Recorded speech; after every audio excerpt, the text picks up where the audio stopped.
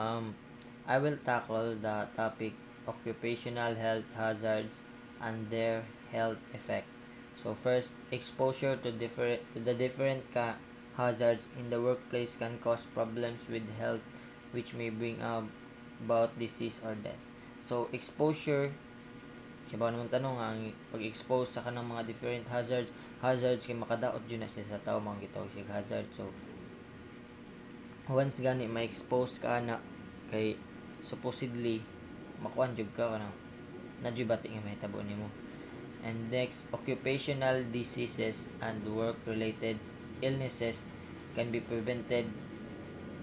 It is important to have health programs in place which allows for screening susceptible individuals and early diagnosis of diseases to prevent progression of an illness or to immediately control workplace hazards so that optimum workers' health is maintained. So, in a workplace, jud importante jud ang naipakabana sa imong mga kauban sa trabaho. So, as a kuan as a company or naka sa workplace, dapat necessary jud na nga naay kuan kanang occupational health hazards and their health effect. Na jud na siya kay para ang imong mga trabahante safe, dili man sila ka lugar og trabaho pumayo, dili na sila safe. So next, workplace hazards and ill health. So technically and ethical guidelines for workers' health surveillance shows the recent changes in occupational health.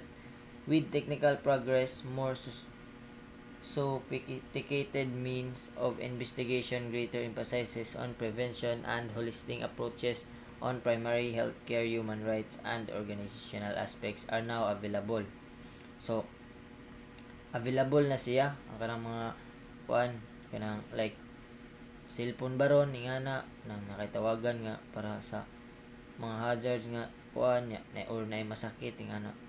So the purpose of health surveillance needs clarification and the individual and collective health assessment must be combined.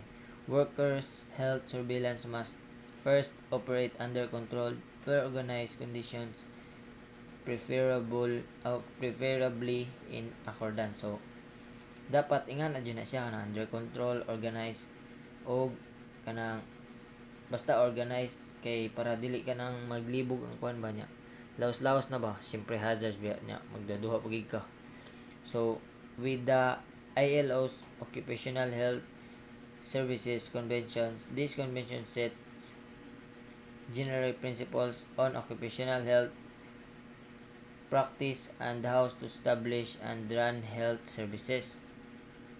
Be based on sound ethical and technical practice, ensures professional independence and impartiality of health professionals as workers, privacy and confidentiality of individual health information. So, mo to siya kanang ato ikuan nimo kanang kanang dapat i-practice nimo siya nya dili biya na kanang madali-dali dayon og kanang magkuan kag mga hazards nga na di biya ka maganang magpasagad kay basin unsa nay mahitabo nga bati. So dapat establish siya og praktisado giga. So next, definition of occupational health.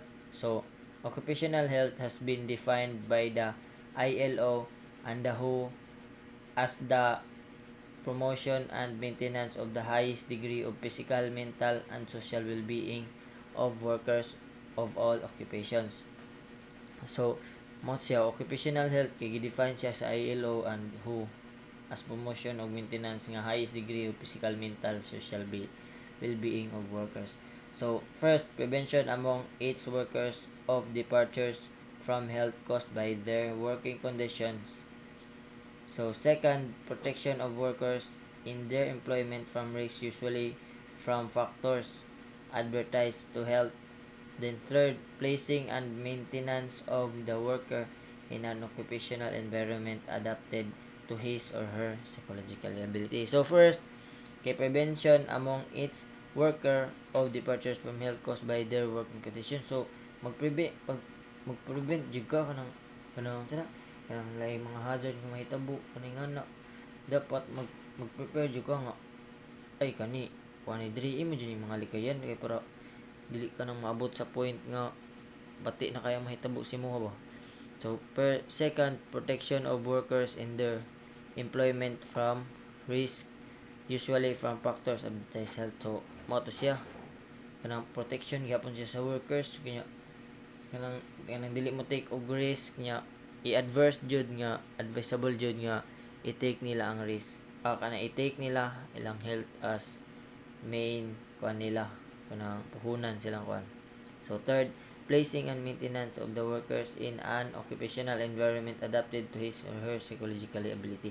So ang psychological ability sa tao kay importante sa na siya kay in order to kanang kuan to cooperate to have a progress dapat psychological stable ka nga pagkatao and mo na importante sa na nga imo nang tuunan og tension.